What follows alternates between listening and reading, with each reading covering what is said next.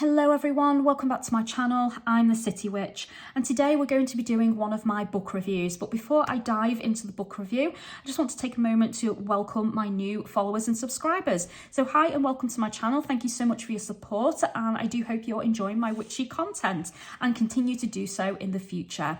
Now, just to cover how I like to do my book reviews, very simple guys.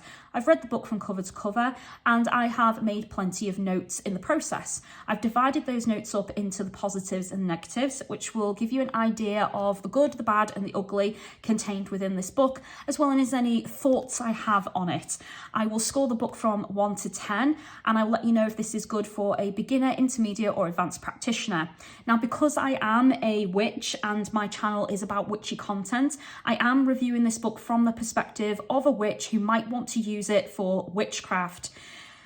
The other thing I want to say is anything that I say about this book, it's my personal thoughts and opinions. You obviously don't have to agree with me and that is completely fine. But I'm hoping that this book review is going to give you insight into what is contained in this book, what to expect and how I felt when I was going through it so that you can make an informed decision if this is a book you want to add into your personal library and read through and work through and maybe add into your magical practice. But thank you very much for watching it and supporting me. If you do enjoy it, please give me a thumbs up, click the bell and YouTube will tell you when my next video comes out. If you'd like to offer like, love and support to my channel, you can do that through PayPal or my Amazon wishlist. Both links are provided for you. And if you wish to contact me with any thoughts, comments or inquiries or to book any of my magical services, you can do that through Facebook, Instagram, X or via email. And again, all the links are provided, guys. Okay, so let's take a look at the book. So the book we're reviewing is Dragons, Your Celestial Guardians by Diana Cooper. First impressions of the book is quite positive. I think the artwork on the front cover is beautiful. I mean, just check out that dragon, guys. Absolutely stunning.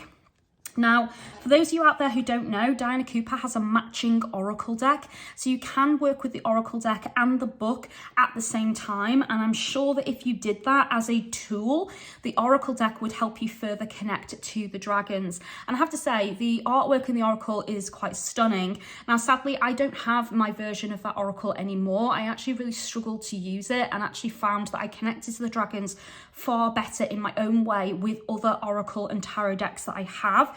So I actually ended up gifting that oracle deck away to another practitioner who really admired it. So it didn't go to waste and it went to a loving home. But I will say the artwork was quite stunning. It was just the information and the words on the cards that I just couldn't connect and resonate with. That was just me personally. But I know plenty of people who use those cards and absolutely adore that oracle deck. So you absolutely could work with that oracle deck in conjunction with this book and probably get some amazing results. Now, let's see what the back of the book has to say. Dragons are returning to Earth now to prepare us for the golden age and to help you ascend to the light. Dragons are celestial beings from the angelic realms who have been sent here by Source to assist and protect us. They have been serving our planet since its inception and work with the angels in service for the highest good. In this book, world-renowned Ascension and Atlantis expert Diana Cooper shares incredibly detailed and practical knowledge about the dragons and how they can support us. You'll discover the history of dragons on Earth and how they came to be here and their mission for humanity, the air, earth, fire and water dragons and how they act as personal companions, the higher frequency and galactic dragons and the wisdom they bring, how to meet your personal dragon guide and how it can help you on your ascension path. Through the visualizations and exercises in this book, you'll learn how to attune to dragon frequencies and expand your consciousness. All you have to do is ask and watch how the dragons cooperate with the angels to fulfill your soul's deepest desires. So that's what she says on the back of the book. Now, there's a couple of points I want to mention. So first of all, Diana Cooper is world-renowned and famous for specialising in spiritual subjects such as Ascension, Atlantis and angels. And also it's important to note that this author is a Christian. I don't think she's a Christian witch and there was no mention of witchcraft or witches in the book at all, but it's very, very clear that she is Christian. And the reason I say that is because there is a lot of references and talk throughout the entire book in in every single chapter about God and Jesus, Mother Mary, and the love of Christ and Christ's energy. So even though on the back of the book it says, sent here by source to assist you, and then mentions service for the highest good, it's kind of, that is very neutral terminology and very inclusive to anybody, no matter what religion, practice and background you come from. But then when you read the book, it's actually very Christian based. So for those of you out there who are Christian witches or Christians that want to get into witchcraft or connect with dragons, this would be the ideal book for you. It is extremely Christian friendly. A lot of the dragons that she talks about focus on a connection with God, with Jesus, with Mother Mary, and obviously with connecting to Christian energies and frequencies and spreading Christ's love throughout the world. So if that's something you're interested in, something that you personally like, then you are going to enjoy this book. Now, all of that I've just said is a very neutral statement, but it was very important for me to mention it because the back of the book doesn't talk about Christianity at all. And when I got this book, I felt that it was a tiny bit misleading because I had no idea there was going to be so much talk about Christianity throughout this book. And obviously I am a witch and I don't practice Christianity, and that isn't my faith or religion. And it was a bit of a shock when I was reading through this book, and I struggled in some places to get through it because the amount of Christian terminology that's in this book. But if you are Christian or somebody that is a Christian witch or wants to practice witchcraft, work with dragons as a Christian, then this would be an absolutely excellent book, like I say. But for those of you who are not, I wanted you to be aware of what you're going to get in this book so that you know there is going to be a lot of talk about Christianity and Jesus and things like that within this book, and making you very aware at the start of this video so that you can decide whether this is the right book for you or not, okay? So let's take a look at the contents of the book. So you get a small introduction at the beginning of the book, and then the book is divided into parts. So part 1 is dragons and their history. So in this section, she covers subjects like who are the dragons, dragons and the birth of Earth, dragons at the time of Petranium, the golden age of Africa, dragons and the third golden age of Mu, dragons and the fourth golden age of Lamora, dragons in Atlantis, and then present time. So this was really interesting to me because I kind of expected, with it saying dragons and their history, I was expecting myths and legends, things that we know about dragons in history, talks about dragons in different cultures and religions from around the world. But actually, we don't get any of that in this book whatsoever. She completely ignored all of that information and did not include it in this book. What we do get instead is a very unique perspective from Diane Cooper about how dragons connect to humanity universally and how they've been around since the dawn of time and have always been there in the background, helping us as humans develop and grow spiritually. So there's talk about how they were there at the beginning of our creation. So, you know, when we first came to be as humans in Africa, then through the age of Mu, then Lamora, then Atlantis, and then to present day. It's a very unique and interesting perspective.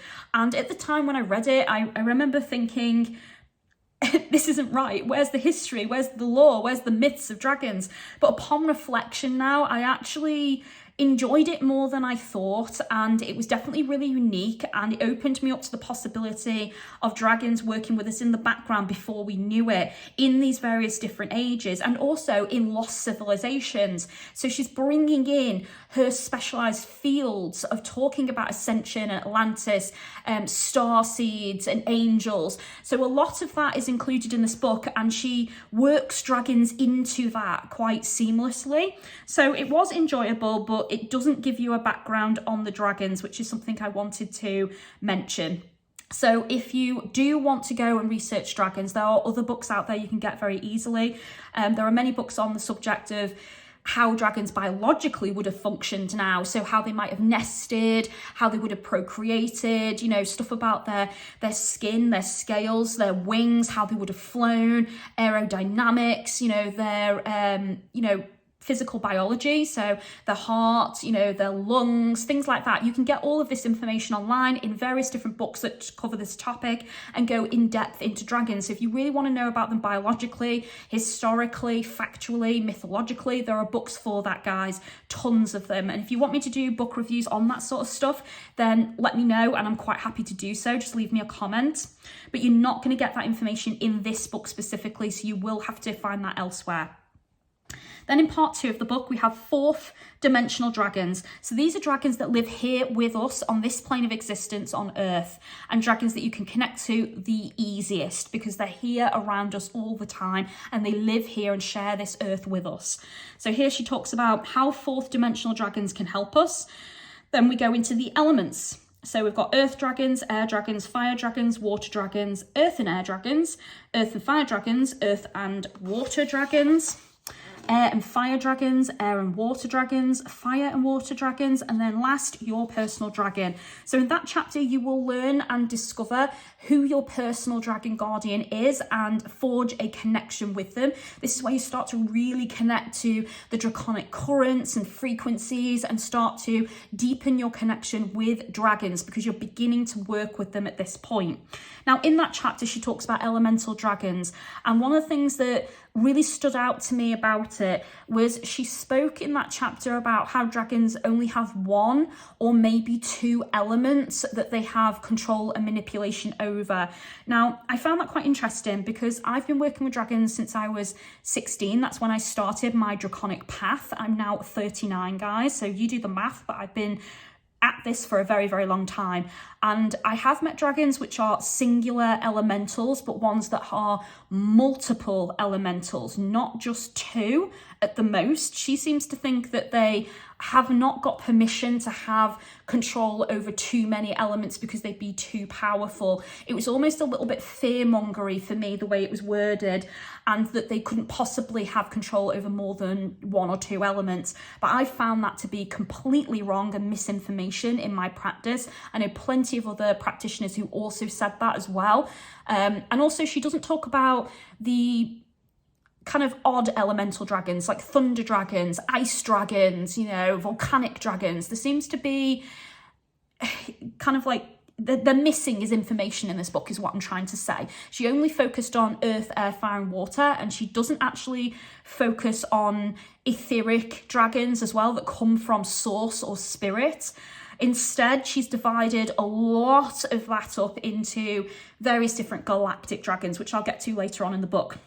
But I just wanted to make it clear to you that in that chapter, that kind of just stood out to me, the way she said that they can't possibly be more than one or two elements, which I found to be completely incorrect in my practice and study and working with dragons.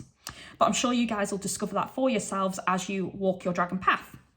Now in chapter 3, we have 5th to 7th dimensional dragons. So these are dragons that don't live with us here on this plane of existence. They reside in the 5th to 7th dimension. And here in this chapter, she talks about golden crested dragons. And I want to make it clear that I'm not making an error there when I say that. It's not crested, it's crested, meaning these specific dragons that she mentions, the golden crested dragons, are dragons that are specifically created by God to spread God's love, so Christ's love and light throughout the world, specifically on Christmas Day. So that particular dragon, if you were to work with it, is very connected to the Christian currents, Christian religion, and is specifically a Christian dragon, okay? Then she also talks about lilac fire dragons, rainbow dragons, black dragons, silver dragons, orange dragons, green dragons, royal blue and gold dragons, rose pink dragons, golden Atlantean dragons, and then to finish, the peach and gold peace dragons. So these are all kind of split mostly into colours. And then she gives you kind of a brief breakdown on, you know, what that colour dragon might represent, might do, what skill and talents they might have. And then we'll give you ways to work with that dragon. Then in chapter 4, dragons that work with archangels and masters. Now, I found this chapter a little bit misleading because when someone says masters, you automatically think ascended masters. And there was no talk of ascended masters in this chapter whatsoever. So it kind of threw me a little bit. So by masters, what she actually means is deities. And there's only 2 deities mentioned. The rest are all archangels. So in this chapter, we have Archangel Zedekiel, gold and silver, violet flame dragons. Thor's red, black and golden dragons. So Thor is obviously a Norse deity. Then we have Archangel Muriel's magenta dragons, Kuan Yin's pink dragons. So Kuan Yin is a Chinese goddess. Archangel Gabriel's white crystal dragons, Archangel Raphael's emerald dragons, Archangel Jophiel's crystal yellow dragons, Archangel Michael's deep blue dragons, Archangel, and I'm going to say this name wrong, so my apologies, I'm going to try, Philiel's sunshine yellow dragons. I don't think I'm saying that right, but I gave it a whirl. And then we've got Archangel Metatron's golden orange dragons. So as you can see, there's a lot of angels there. So if you're somebody that loves to work with angels, you connect very well with angels, or angels are part of your spiritual practice, that chapter is going to be extremely enjoyable. I did work with Raphael because I already have a strong, deep connection with him anyway. He's one of my angelic spirits that I work with. So I did the work with him in this book, and I must say it was really interesting and I really enjoyed it. And it was nice to connect with him to dragons, which is something I've actually never done before, believe it or not. In all my years of practice, I've never thought to connect angels and dragons together. So doing that for the first time was definitely enlightening and interesting and very enjoyable. Now, the disappointing thing for me in that chapter, which I feel this is the time to mention it, is, like I said, there's no ascended masters, which I thought was going to be included in that with the word masters being used. There's an overuse of angels, and some of the more popular ones are mentioned, but there are quite a few that could have been mentioned that weren't. And they're all archangels, yet there's plenty of other types of angels that could have been mentioned. So I feel like in this chapter, there should have been maybe an introduction to angels and maybe the hierarchy, and some of the maybe slightly lower ranking angels that are easy to work with could have been mentioned with maybe a dragon connection to them. That would have been nice.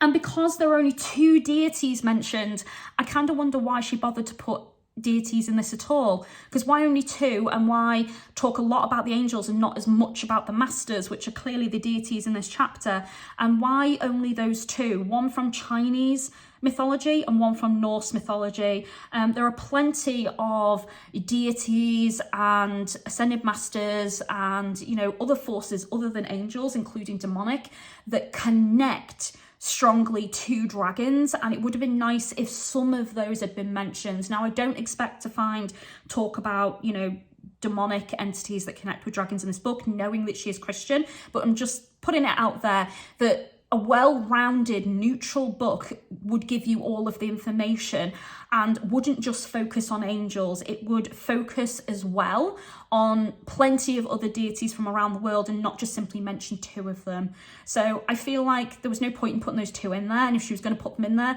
mention a few more is what I'm saying. And then to end, we have part 5 rather. Sorry, I don't know why I said chapter. Part 5 is Galactic Dragons. So here we have dusky pink dragons from Andromeda, aquamarine dragons from Neptune, bronze and yellow dragons from Uranus, white pink dragons from Venus, blue gold dragons from Mercury, crystal green and orange dragons of Jupiter, black and silver white dragons from Pluto, black dragons from Saturn, pure white dragons from Orion, blue dragons from the Pleiades, I don't think I'm saying that right, but my apologies. Green gold dragons from Sirius, silver lunar dragons, gold solar dragons from Helios, orange gold dragons from Akrutus, white gold dragons from Lyra, dark blue galactic dragons, alpha dragons, omega dragons, and source dragons. And then she ends with a small conclusion and a little bit about herself as the author. So in this particular section of the book, we take a look at planetary dragons. Now, 2 points I want to make. First of all the planets are out of order. That just, I was a little bit OCD about that, and I was like, why are they not in order? Why are they all out of order? So that just irritated me quite a bit. I don't know if it'll irritate anyone else, but for me, I was like, no, why would you do that? So I felt like they should have been in order, maybe starting with the sun, you know, and going from there. But they were all out of order, so that irritated me. The other thing was, she's picked colour dragons that actually don't match the planets in occult practices at all. So as an example, so here we have the Jupiter dragon, which apparently is crystal green and orange. Jupiter's colour is like a deep navy blue in occult magic. Yes, there is a mention that you can use orange, and the green used actually should be specifically sea green, more on the tealy side. So not green, just, you know, green is in any shade of green. It should be sea green. So why not, if you're going to talk about the planetary dragons, connect them properly to what we know is associated with the planets. So another example here is the Venus dragons, where she's put them as white and pink. Now, I think that is because we know Venus is the planet of love, and typically most people associate pink, white, and red with colours of love, passion, and sex. But Venus as a planet, the occult colour should be green. So I would have preferred her to have gone green and pink, or green, pink and white dragons for Venus. That would have been acceptable to me because green is in there. So she hasn't used the correct colours for occult magic, and I feel like she didn't do her research properly there, whereas other books who connect with dragons have made sure to get that correct and talk about how the colour will connect with the planet, and the planet has a set colour in magical practices and the dragons will reflect that. But she hasn't done that. She's kind of just made it up as she's gone along. So definitely a bit of an amber flag there for me, and certainly very, you know, I'm putting a pin in it, and it kind of made me put a question mark on it and want to know why she did that. So I just wanted to mention that to you guys. So the other thing I want to mention about this book is it has some beautiful artwork in it. Let me get to it. Here we go. So this is some of the artwork that you can expect if you choose to buy the Oracle deck. I thought this was quite a nice touch, but I would have liked her to have put some of this artwork maybe with the dragons. You know, this is a silver dragon, so why not put that with the page about silver dragons or in the section about them? Same with the lilac fire dragon. So I would have preferred these images to have been dotted throughout the book. I would have also liked a few more black and white images, maybe some doodles, maybe some little notes and tips about working with dragons, something about their nature, their personalities, just bits and pieces like that. But it just wasn't in this book, guys. But the artwork nonetheless is beautiful, and I just wanted to show the artwork to you. So now let's talk about the positives of this book that I noticed. So positive number one, the book is definitely well organised, and each chapter flows into the next in a really easy way, and it just makes sense, guys. So the chapters are pretty good. The only bit that annoyed me, which I've already mentioned, is that last part of the book, so part 5, where the planets are not in order, and that just irritated me. But I think that's more my OCD coming out a little bit there, that they should have been organised correctly in the flow of the planets in our solar system. So that was just more me. It's not a big major thing. The chapters still flow nicely into each other. The book is still very well presented. There's no mistakes in the book from what I can find when it comes to spelling and grammar and things like that. So I didn't notice anything of that nature, which is good. So it was edited well. Every chapter about a dragon ends with plenty of exercises and a full visualization, giving you some practical ways to connect with each type of dragon discussed in this book. Now, the exercises are simple, but that doesn't mean they're rubbish, guys. Simple sometimes is all you need to connect, and I personally enjoyed many of the exercises in this book, and I loved every visualization that I did. I didn't do every single one. I did the visualizations for the dragons that I felt I needed to work with at the time, and there are still dragons that I want to work with going forward, and I definitely have marked out some dragons that I plan to work with from this book over the next few months. But certainly it's a nice touch that there's practical exercises for you to do in this book and visualizations to help you connect to the draconic energies and frequencies. There is also a wide selection of dragons covered in this book, as I've shown you, and the dragons covered in this book, like I said, some of them, she's kind of gone by colour, some by planet, some by, you know, the stars in the sky. the constellations, things like that. But mostly what she talks about with the dragons and talking about those specific dragons she's mentioned in here is pretty positive. It approaches the subject of dragons positively, and it's a nice read.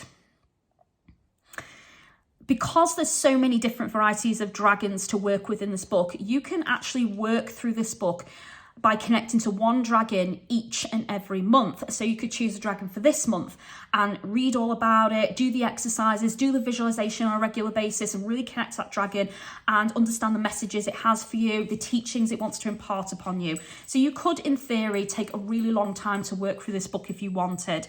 The choice is yours, guys. You could go back to it as well over time, and you could use it as a foundation to build upon your draconic practice, especially if you are a beginner. The book is very beginner friendly with simple things to do and plenty of room for spiritual growth and development. It's a nice introduction to working with the dragons. However, it isn't the best book on the subject, and you will definitely have to do more research and figure out more facts and information about dragons if you wanted to go down the draconic path. This is a book you could use for many years in your practice with the visualizations and the exercises. You could definitely go back to it over and over again.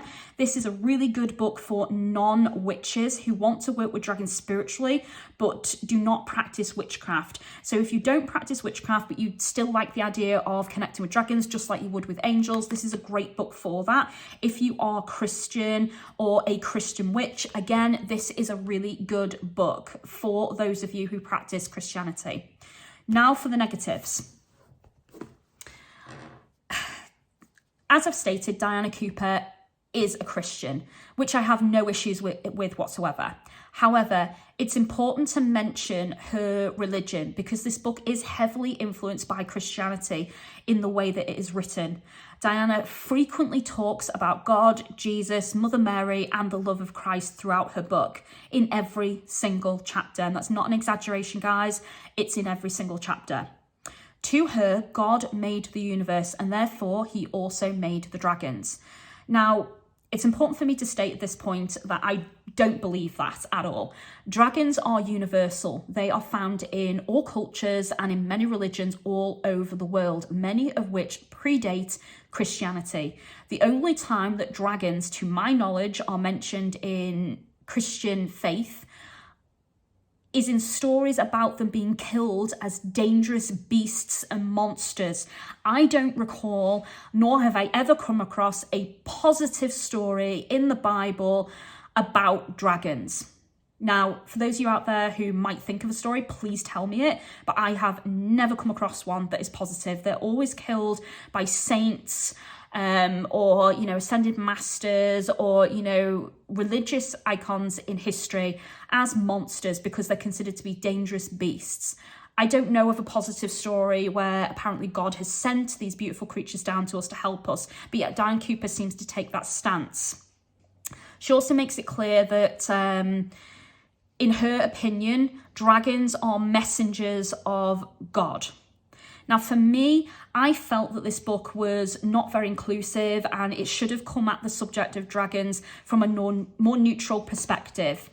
And I found it quite difficult to get through this book because of how much Christianity was in it. And I didn't realise it was going to be filled with that much information about Christianity. So it was a lot for me. I got through it, I read it, I did my best, and I have no issues with those of you out there that are Christian. I have many friends and family members that are Christian, and we get on very well, and we don't have issues with me being a witch and them being Christian. But I just wish this book was better marketed and advertised. And in the blurb, it should have been made clear that this is aimed at those of you out there who want to work with dragons from a very Christian perspective. Because that wasn't said, I felt like I was being tricked a little bit, and when I bought it I was just completely shocked and blindsided by the Christianity in this book. So that's why I'm mentioning it, guys. And like I said, I don't agree with dragons coming from God, being created by him, because they predate Christianity. They're found in religions all over the world, and we know they're universal beings that anybody can work with. So I don't like that she's trying to make out that they specifically come from Christianity, belong to Christianity, and that God created them. I don't mind her saying that they are creatures that, can work with you as a Christian, and that, you can connect with them, because you absolutely can. It was just the kind of her claiming them almost. And that just irritated me a little bit. Diane Cooper didn't provide any evidence to back up many of her claims in this book, and she doesn't provide any research or resource material, which means this book is most likely her own UPG, so her own personal genos.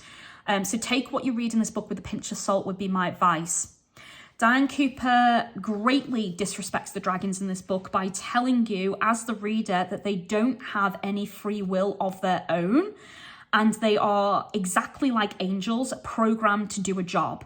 That for me just made me bristle. I could not believe that she said they don't have free will. She kind of made out that they were these mindless beasts that are just created by God as beings of light that work with the angels, and they're only here to do a job that they're told to do. That again made me bristle and irritated me. And I know my dragon guides personally hated that description of them, and I just completely disagree with it. Anyone who has ever worked with dragons knows this is utter rubbish and completely wrong. In her opinion, they are just messengers and servants of God. In my opinion, they absolutely are not. They are not messengers of God. They're not servants of God. They absolutely have free will. They are very powerful, majestic, beautiful creatures. They're also very dangerous creatures. We've all seen Game of Thrones, guys. Dragons can be massive creatures that breathe fire amongst other magical talents, and they can be very, very dangerous. They have free will just like humans. They can choose to be good or evil, and they can choose who they like and who they don't like, just like we can. And they are extremely intelligent. I don't like that she broke them down to be almost mindless, brainless, programmed beings, which they're not. So that for me was a big no-no, and I really didn't like that about this book. So for me, that was a big negative. Though the book has plenty of visualizations provided, and they are excellent and really enjoyable, I need to point out that they are simply that. They are visualizations. You don't, or you won't, actually be summoning and working with dragons in this book. So there are no summonings, there are no rituals, there are no spells, there's none of that in this book. And because they're just visualizations, yes, you will be connecting with the dragons, but you're not actually working with them as spirits or creatures. In order for you to learn how to do that, you are going to have to seek out other material. This is not a book on witchcraft or spirit work. And as I said, that doesn't mean you won't be able to connect to dragons, because you absolutely can, and you will using this book, because I have as well.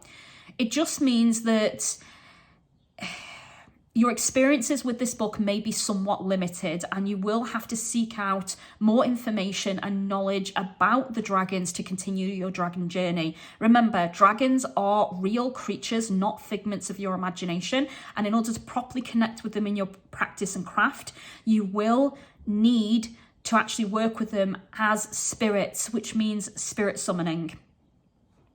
The book is a great introduction to working with dragon energy, making it very beginner friendly. However, this book isn't a book on witchcraft, and an advanced practitioner of witchcraft will find this book somewhat simple and basic, and perhaps even a little bit boring.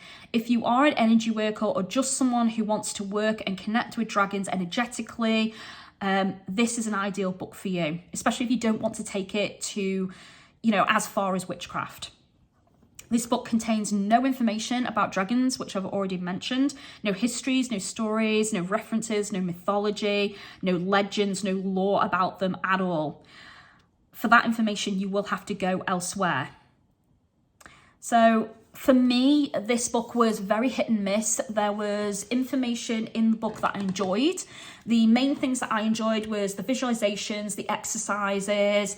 I liked the talk about the galactic dragons, the universe, and how they've been with us since the dawn of time, helping us as a species evolve and develop. But there was also things I didn't like about this book. I didn't like how overly Christian it was, and there was no warning about that. I didn't particularly enjoy her making out that they were mindless creatures.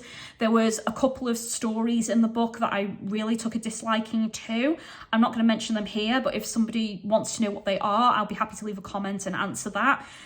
And there was just points in the book where it felt like she hadn't done her research, she hadn't fully explored what dragons are, and she was just completely, I don't know, blinkered about dragons. That's kind of how it came across to me. So for me, I can't score this book higher than a 5 out of 10. And actually, I think I'm being a little bit generous there. I think for most people, it'd be closer to a 3 or a 4 out of 10.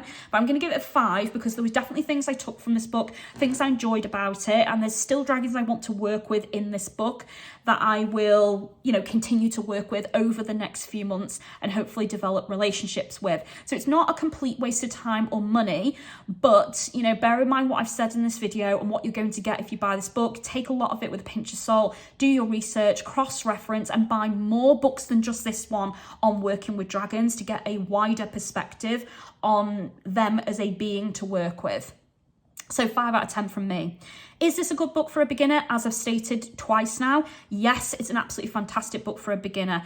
Is it good for a witch? Not really, because there's no spells, there's no rituals, there's none of that in this book. But it will be good for someone who's a Christian that wants to dip their toes into working with dragons, connecting with their energy, or a Christian witch that also wants to connect with dragons. So this is good for those of you out there who do practice Christianity or do bring Christianity into your practice. But for those of you who don't, I don't think you particularly enjoy this book, or you might have to kind of just skip over the parts that are very overly Christianized in the book.